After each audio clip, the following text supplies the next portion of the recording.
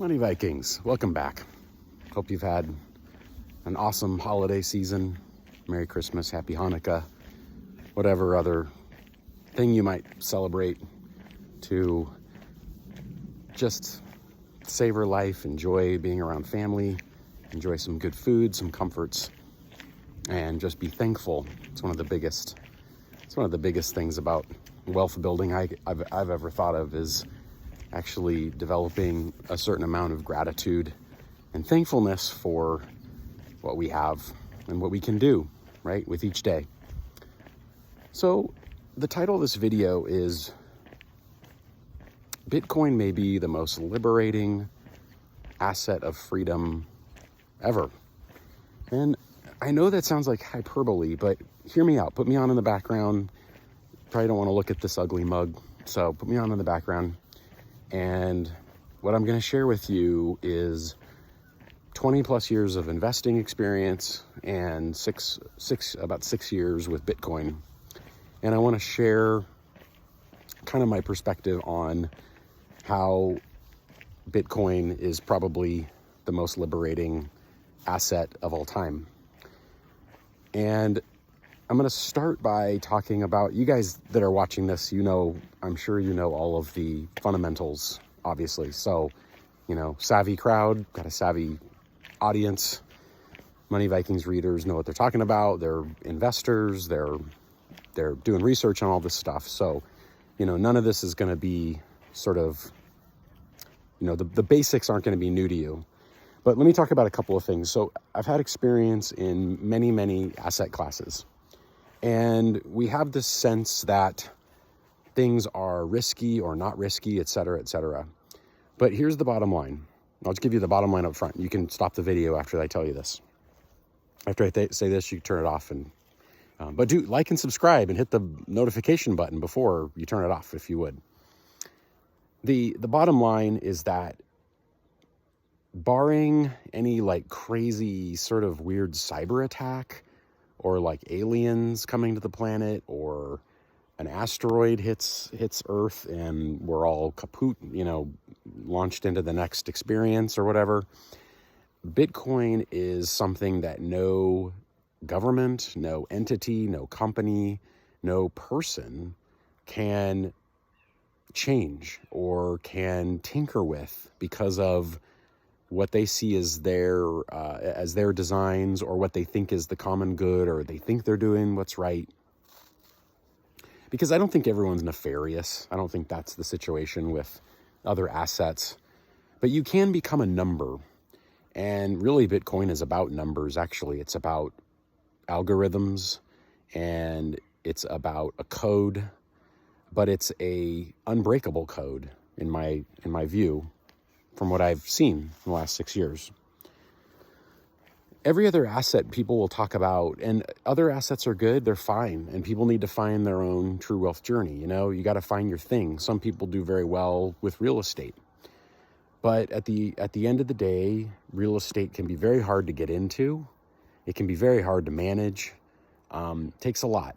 Is it good stuff? I think it is. I like it.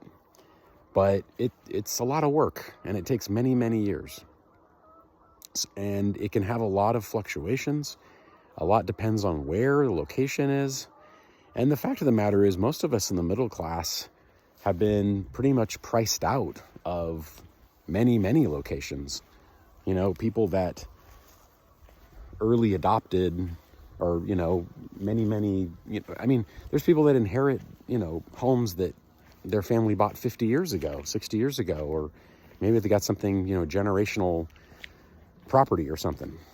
So that's very hard to get into. There are the crowdsourcing type things with real estate, but you're going to get the returns of the stock market. You're going to get the returns of, you're basically going to get stock market returns. You're going to get 5, 6, 7, 8%, something like that. Okay, so there's that.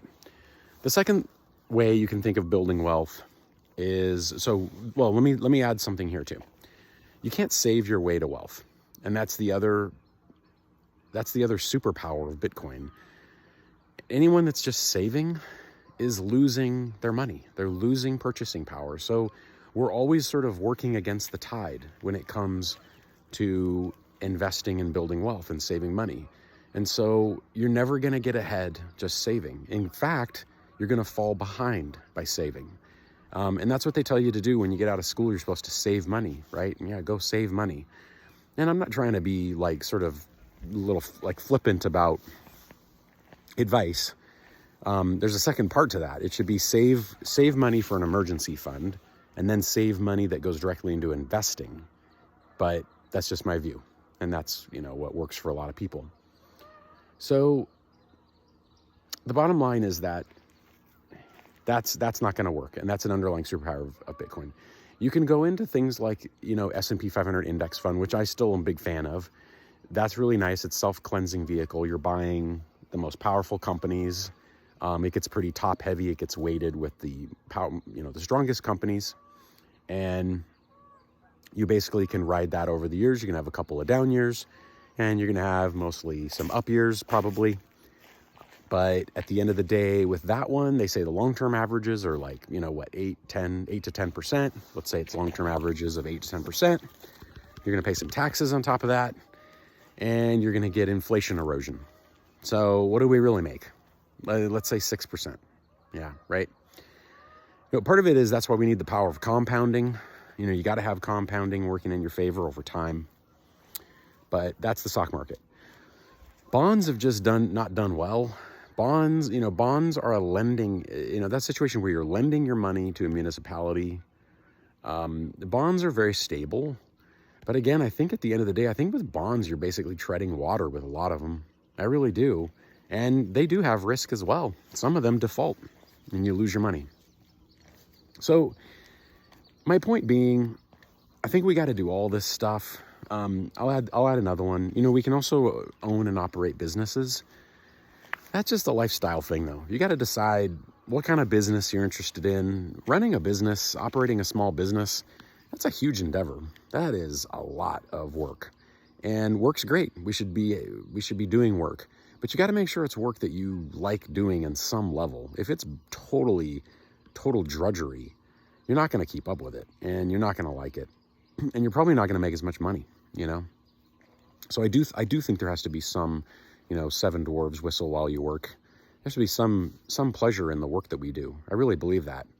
And, that was one of the things I always wanted to find a job that I found something about it. You're not going to enjoy everything about a job, but you can find some things that you like about a job. So, let's think through, I'm trying to think through the other ways to build wealth, and again, this is if, most of us aren't, Jeff Bezos's kids or, Steve Jobs' kids, we're not going to inherit, $1 billion, and sort of live in this sort of bubble world. There's 1% that will, but not 99% of us. We have to build our own wealth. We've got to figure it out ourselves. So we have to choose the vehicles. You have to look at the vehicles and choose them. Now, I'm a fan of diversified portfolios. I talk a lot about strategic diversification. I talk a lot about portfolios that are sort of suiting your needs, not getting caught up in the day-to-day, but you're building that portfolio. You're able to live your life, enjoy your kids, enjoy your significant other, enjoy your family, enjoy your life, do your hobbies. That's why I like the collecting. I can do that. Not have to worry about this other stuff. But let's get back to Bitcoin for a minute. So there's a real possibility that it's going to trump all these things. And actually, historically, it has thus far. It has trumped everything. It's been delivering double-digit gains now for, I think, a decade. Now, there was the crypto winter, and it will go up and down more. But I think the volatility might smooth out a little bit. It seems like there'll probably be another couple volatile swings. But it's funny, it goes down as fast as it can go up, and that's what people kind of get freaked out about. But that just seems to be a feature of the whole thing. But here's the idea. Bitcoin, there is a purity to it. There's something very pure about it because it's decentralized. And what does that mean? It just means that there's no government entity that's going to make decisions based on the politics of the day, the whims of the day. You can see there's a little snow left on the ground. There's no board of directors or chairman of the board or CEO that's, I mean, let's face it, even when you're picking like individual stocks, I mean, the companies think about themselves first. They don't think about, I mean, maybe they say they think about the shareholders. I don't know if that's ever been true. I mean, it is, I guess, in a way. They do think about the shareholders, but the shareholders don't come first. They just don't. So, I don't know. So anyway, back to Bitcoin. There's this idea, there's this beauty in it that there's just this fixed supply. And again, I know people point to gold, but even with gold, I mean, it can be mined. You can mine more can be found, more can be developed. I know it's expensive, but, you're also not going to carry around a bunch of gold bars, And I'm not saying having some gold exposure isn't a bad idea. It probably is a good idea.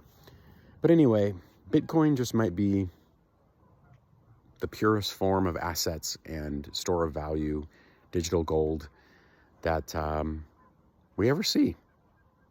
Really seems that way. All right. What do you think? Please share your thoughts. I like ideas to be stress tested. So if you think that, we're all onto something, let us know. If not, let us know. I'd like to hear that as well. All right, thanks. See ya.